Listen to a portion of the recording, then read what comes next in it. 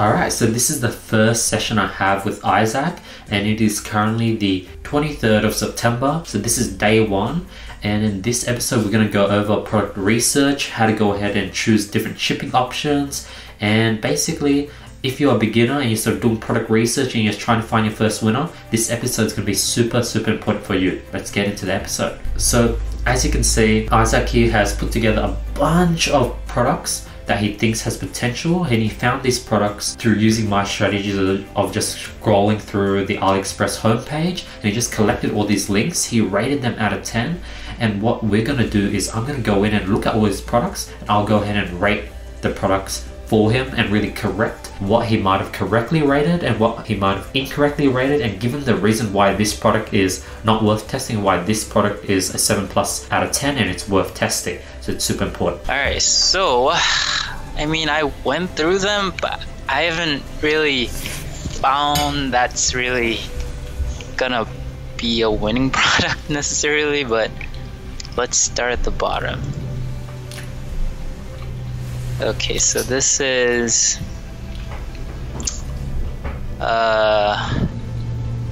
wrinkle repairing eye gel. Perfect. So this product, so what's with the different colors? How does that work? The different color, I think they're just different color, really. Interesting. So you just put it on and then it actually it's just this one's black pearl, this one's whatever they name it, green seed. This is like a ginseng. Nice 7 out of 10. This is a good product.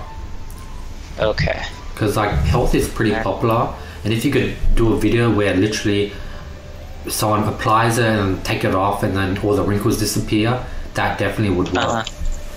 Okay, have you seen that advertised somewhere, or is it saturated by any means? I have not personally seen the product. Okay. Okay, so I have researched a bunch of toys for kids. Okay. And this is just a toy that picks out these worms out of the box. So let's check out the video. Okay.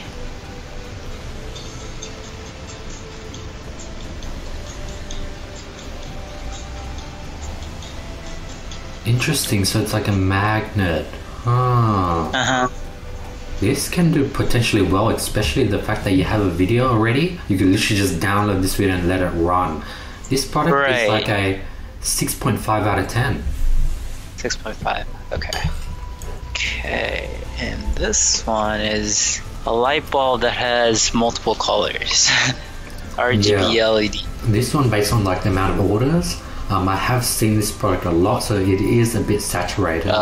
Gotcha. So it's probably like a 5 out of 10. It's still pretty interesting, but I think it's just sort of been used a lot. So this is like a jewelry box, but they added these puzzle feature in it. Wow. So in order to open it, you need to do certain things, I guess, to unlock it. Whoa, okay. And you can probably find a video on this online, and you could do some ad copy like, keep your jewelry hidden or secret safe or something, and this would appeal to most people because they want like a cool secret safe. And it's really cheap for $4 and free shipping. Like this is like a solid product. This is like a 8.25. Oh really? Yeah. Oh wow. Just because I haven't seen like anyone pick a product like this before, so this has potential. And then you could even see a cheaper one there. There was like a $2.58 on the right hand side, so you could even get it cheaper than $4 potentially. But it might have shipping costs. So then Isaac asked me a pretty good question about shipping, like what shipping options to pick, and this is definitely something that a lot of beginners inquire about. So here's the answer. So on the shipping, I had some questions on that. So do we usually go for the free shipping or the e-packet? So we always want to start with free shipping. Free shipping, even though it takes a long time. So in this case, you would save a month for $1.60. So in this case, we would go with e-packet. But if e-packet costs like $3 to $4, then we'd probably stick with free shipping because that extra $3 to $4 would cut into your margins a lot. Okay, so since we're talking about shipping, I had some questions on that, so let's go through them.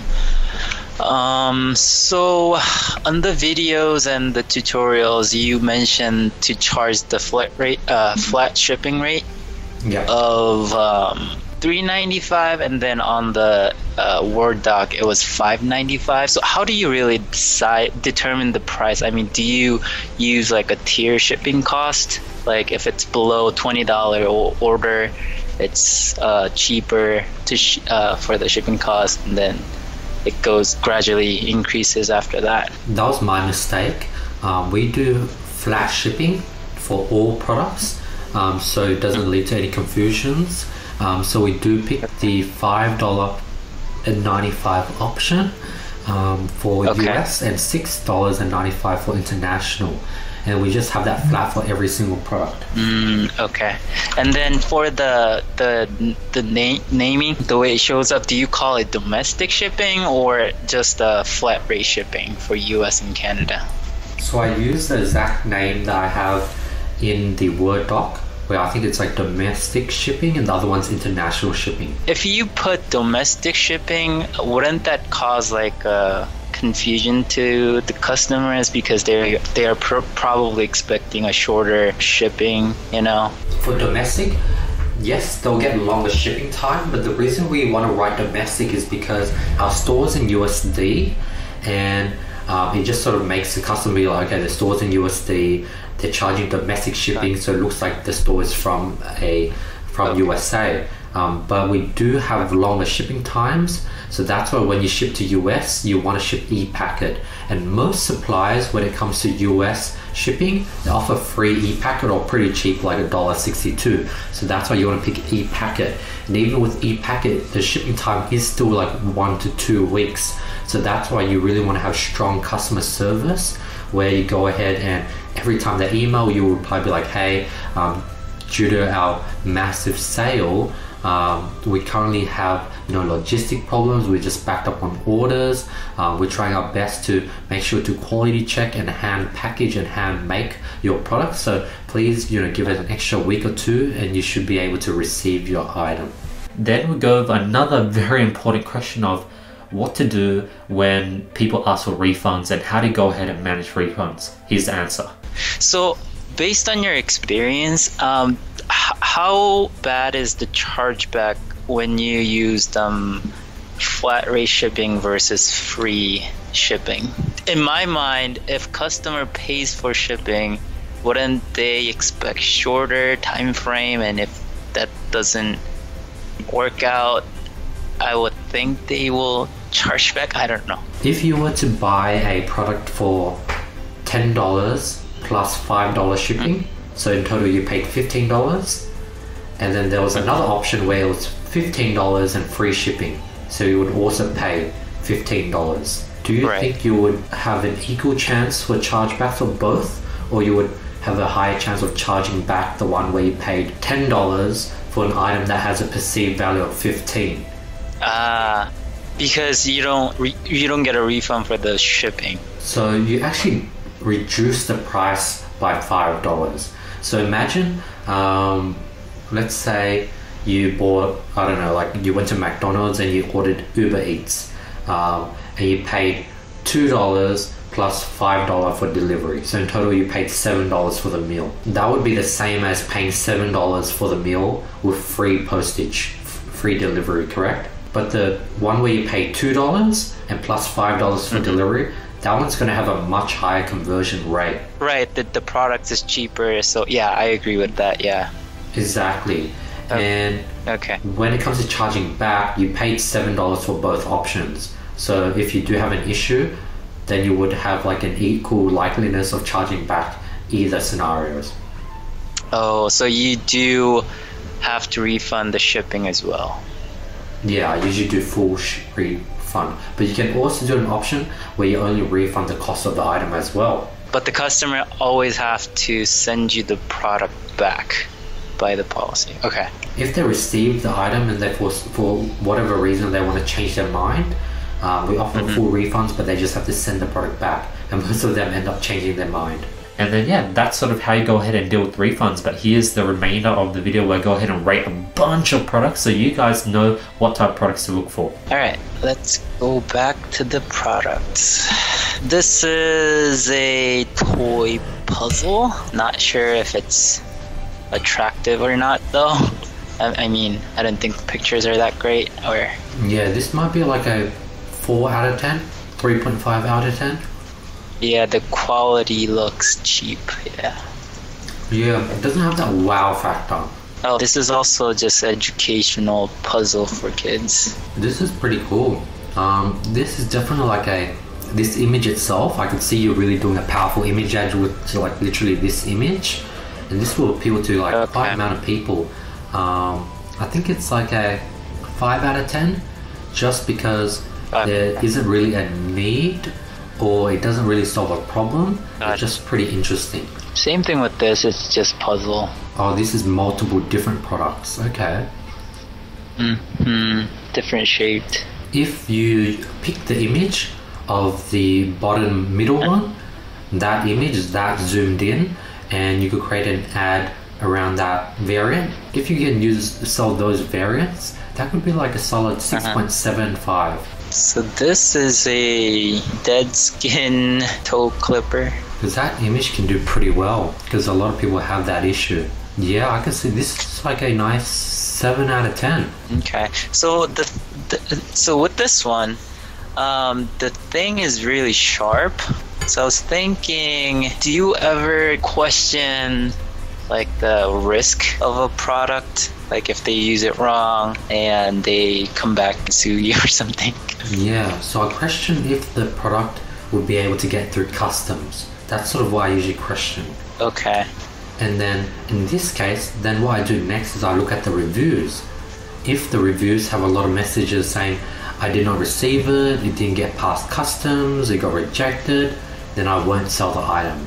But this product seems to have a lot of good reviews, 5,500 at 4.9. So I think this is a problem that would get through customs without issue. On top of that, the product itself doesn't really have your logo on it. So if someone went around, using this as a weapon, and it, got left behind and it was in like a criminal scene, your name or logo wouldn't be attached to this blank product. Oh, so they will never know that you sold it or it came from your store. Okay. Exactly. And like, Kmart sells sharp items all the time. And like, I'm pretty sure a lot of people, when they do stabbings or they use scissors, the knives they bought are from Kmart, Walmart, etc. So how much upfront testing cost should I really expect? I mean, I have no idea in regards to that. So what should I expect? So you should be expecting roughly around $30 a day. $30 a day. Is that 2 products a day or? That's at 1 product a day. And then that's 1 product. What might happen is on the 3rd day you might have 3 products running simultaneously, but you'll be killing a lot of ad sets within the day 1's product launch. So you'll be roughly spending around $50 a day at your peak. Then here's a pretty interesting product. This is like a hair growth essence, and then we talk about if this is something you should test. Yes, people do love buying these things, but you're going to get a higher dispute and sort of refund rate, and I go over that exact issue now. Now this one's a bit controversial. It's a hair growth essence oil. Pretty good product. Like it's like a simple spray. I think people like sprays. This is like hair, and this is a pretty strong niche. This would be like a 7.5 out of 10. These kind of things are very controversial. Yeah, I was worried if there's any potential lawsuits. Did you test a lot of products that are like functioning products like this? I have, and no, you don't get a lot of lawsuits, but you do get a lot of not a lot. When I mean a lot, I mean like 1% of people saying, hey, this doesn't work, can I get a refund? And then you just simply give them a refund. So there is like an increased amount of chargeback. So the usual chargeback rate would be say 0.5%. With a product like this, it'll be 1% chargeback rate. But you're going to be getting way more sales with a product like this just because it's very controversial. So in average, it's usually 1% or 0.5% chargeback usually. Yeah, just from long shipping times to unhappy customers. And I'm pretty sure like even with a brand that's not dropshipping, they have like a chargeback rate of like 0.4 or something. And then here's another good question. Isaac sort of asked, how do you price your products? What's your profit margins and high perceived value products, all that good stuff? The answer's right here. So next question, how do you determine the product price? So product price, I usually always want to add 15 to 20. And then that's how I start with. 15 to $20? Correct. So I look at a product and I add $15 to $20 and I first ask, does this look reasonable? If the answer is no, I try to add in $15 rather than $20 to a product. And then now I ask, does the price look reasonable? If still no, then I choose not to test the product because I can't drop it any lower. Now it looks like a steal and it looks very reasonable, then I might increase the price until I look for a price where me as a customer would be happy. If you go to Walmart and go to Kmart, you go to like your local grocery stores, all those prices are way more expensive than the prices you see from AliExpress. We as like a normal customer already have an ideal sort of thought on what price each item would be around just because we've been shopping all the time and you know what's a steal, what's not a steal, what's expensive and what's not. So we want to price it where it's just right. Mix of both gut feeling and having a rule of having a profit margin of $15 to $20. And what's the average return on that in percentage wise? The reason why I don't do percentage wise is because if you have a product that is $20 in cost and you sell it at $40, your profit margin is $50, correct? I mean 50%. I see. And then if your product is $2 and you sell it at $22, exactly. Because if you buy an item for $2 and you sell it for $15 to $20 doesn't change based on the price, really. Exactly. So even though the product price is high, you just keep it at that range of margin. If the product is like roughly $20 and above, you want to increase your profit margin accordingly.